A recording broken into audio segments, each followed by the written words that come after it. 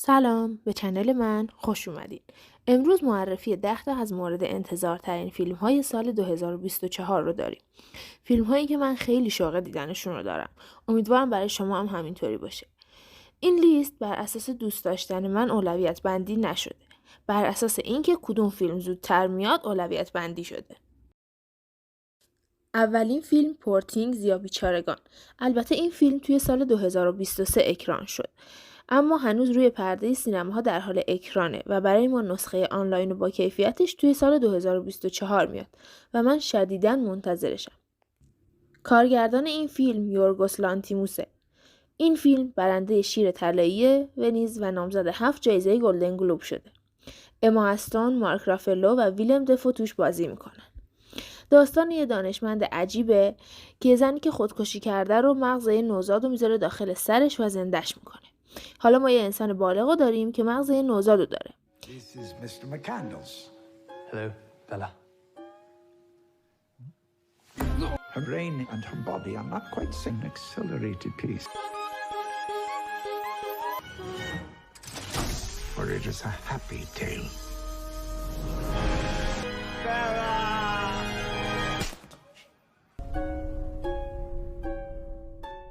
و یه وکیل فاسد که فریبش میده و با همدیگه فرار میکنن. فیلم نمره‌های خیلی خوبی گرفته. از سایت IMDb امتیاز 8.5 از 10 رو گرفته. مردم توی سایت راتن تومیتوز امتیاز 93% رو بهش دادن و منتقدین متاکریتیک امتیاز 86% رو بهش دادن. بعدی فیلم دون 2 که 1 مارس 2024 یعنی 11 اسفند همین امسال اکران میشه. این فیلم رو دانیل ویلنو کارگردانی کرده مثل قسمت اول و مثل قسمت اول هانس زیمنس موسیقی متن ساخته. داستان فیلم اینجوریه که پاول قدرت‌های جدیدی از خودش رو کشف میکنه. قدرتی که باهاش میتونه آینده رو ببینه. حالا میخواد با قدرتش امپراتوری رو نابود کنه که هم انتقام پدرش رو گرفته باشه، همین که بدون عدالت رو برای فرمنها برقرار کنه. You dive in. Yes, it's called swimming. I don't believe you. Secrets may remain.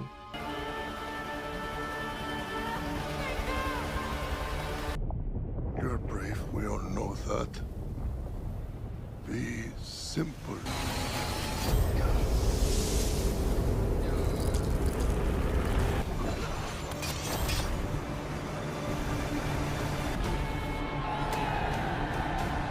And shatter.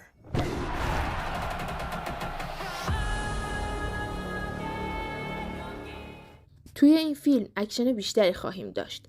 قرار کرماسه ها رو ببینیم و بزرگترینشون رو شیخ الخلود.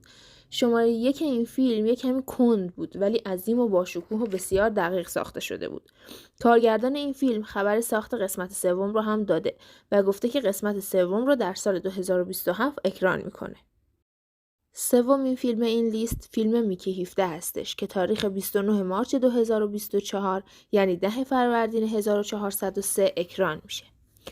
کارگردان این فیلم همون بون جون هویه که با فیلم انگل یا پاراساید اسکار رو درو کرد. حالا بعد 5 سال بعد از انگل فیلمی رو ساخته با اقتباس از رمان میکی 7 نوشته ادوارد اشتون. رابرت پاتینسون، استیون یون و مارک رافالو از بازیگرای این فیلم هستن. فیلم علمی، تخیلی، هیجان انگیز و درامه.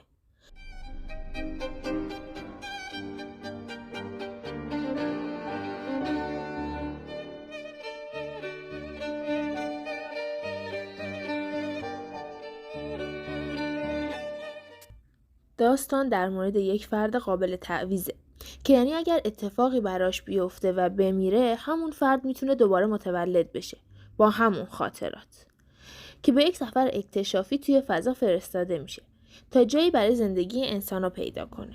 ولی توی یکی از این تعویضا به یک مشکل غیرقابل پیش‌بینی برمیخوره. فیلمیه که من خیلی منتظرشم. چهارمین فیلم این لیست میشه فیلم فیوریسا حماسه مکس دیوانه که 24 می 2024 یعنی 4 خرداد 1403 در تمام سینماهای جهان به جز ایران اکران میشه. این فیلم قسمت دوم فیلم مد مکس جاده خشم محصول سال 2015 اما در مورد جوونی‌های فرمانده فیوریسا و حدود 45 سال بعد از نابودی زمینه. Give me this promise.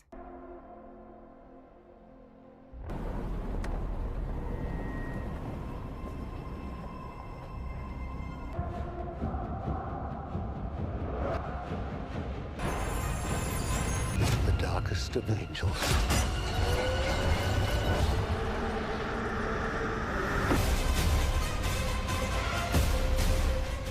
داستان در مورد اینه که توی بچگی فیوریسا رو از خانواده‌اش گرفتنش و تلاش میکرده که برگرده پیش خانواده‌اش. حالا نقش فیوریسا رو که توی مدمکس جاده خشم چارلیز ترون بازی میکرد رو الان آنا تیلور جوی بازی کرده. مدمکس جاده خشم رو جورج میلر کارگردانی کرده و این فیلم رو هم دوباره خودش ساخته. راستی فیلم مدمکس جاده خشم همین چند وقت پیش بهترین فیلم 25 سال اخیر به انتخاب منتقدین راتن تومیتوز بود. نظر شما در موردش چیه؟ پنجمین فیلم این لیست یک اسپیناف از دنیای جان ویک به اسم بالرینا که تاریخ 7 جون 2024 یعنی 18 خرداد 1403 روی پرده میره. این فیلم میشه نسخه زنانه فیلم جان ویک و اینکه آنا د آرماس نقش اصلیه و خود کیانو ریورز هم حضور داره در نقش جان ویک. داستان فیلم بین جان ویک 3 و 4 اتفاق میفته و در مورد دختری به اسم رونی که یک آدمکشه.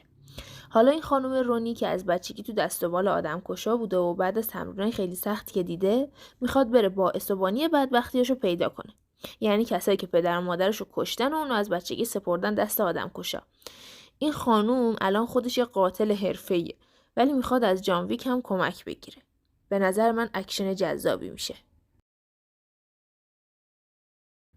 بعدی انیمیشن جذابه. انیمیشن اینساید اوت 2 که 14 جون 2024 یعنی 25 خرداد 1403 اکران میشه. وارد دوران تینیجری رایلی میشه و احساسات جدیدی به احساسات قبلیش که توی اینساید اوت 1 دیدیم اضافه میشه. احساساتی مثل حسادت، دلتنگی، خجالت، اضطراب. توی این قسمت شخصیت رایلی رو دوباره قرار ببینیم که الان نوجوانه و داره بالغ میشه و برای همینم این احساسات به احساسات قبلیش اضافه میشن. انیمیشن جذابیه، خیلی منتظرشم. شماره 7 این لیست میشه قسمت 3 از مجموعه فیلم های یک مکان ساکت که 28 جون 2024 یعنی 8 تیر 1403 قراره که اکران بشه. اسم این قسمت هم هست یک مکان ساکت روز اول A Quiet Place One Day. یک مکان ساکت یک رو من خیلی دوستش داشتم و به نظرم خیلی هیجان انگیز و با کیفیت بود. دومیشم که اومد و خیلی جذاب بود و واقعا منتظر قسمت 3 میشم.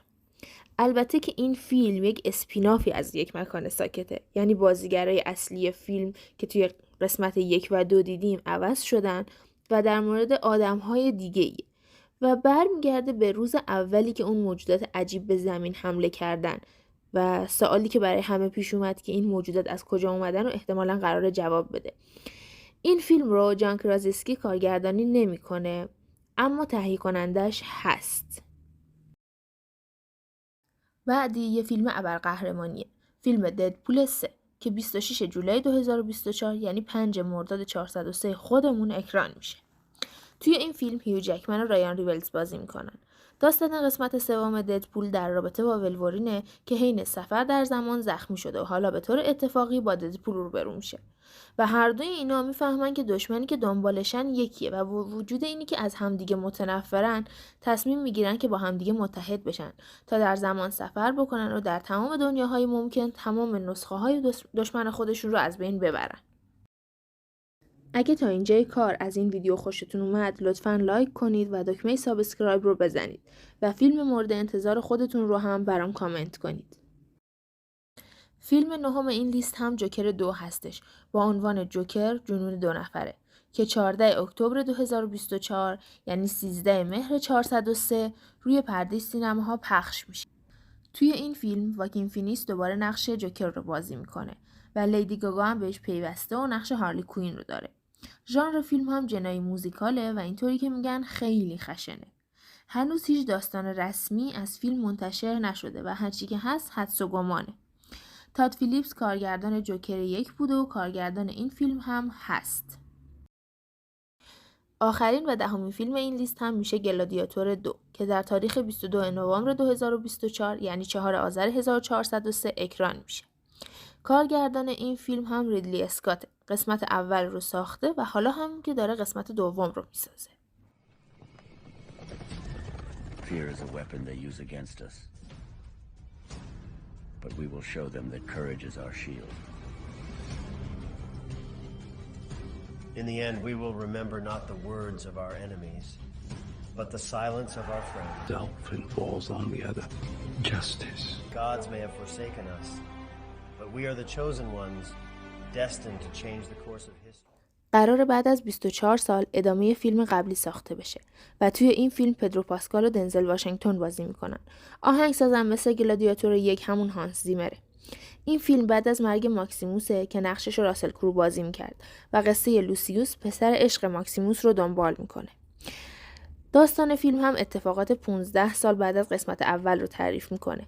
توی این فیلم لوسیوس که توی فیلم اول پسر بچه بود الان بزرگ شده که نقشش رو پاول ماسکال بازی میکنه و یه سفری رو شروع میکنه به دنبال مادرش و توی این سفر با یه تاجر اسلحه آشنا میشه. من که خیلی منتظر فیلم جدید ریدلی اسکاتم. شما چطور؟ مرسی که تا آخر این ویدیو همراه هم بودین. دوست دارین ویدیوی بعدی چی باشه؟ لطفاً بهم بگین.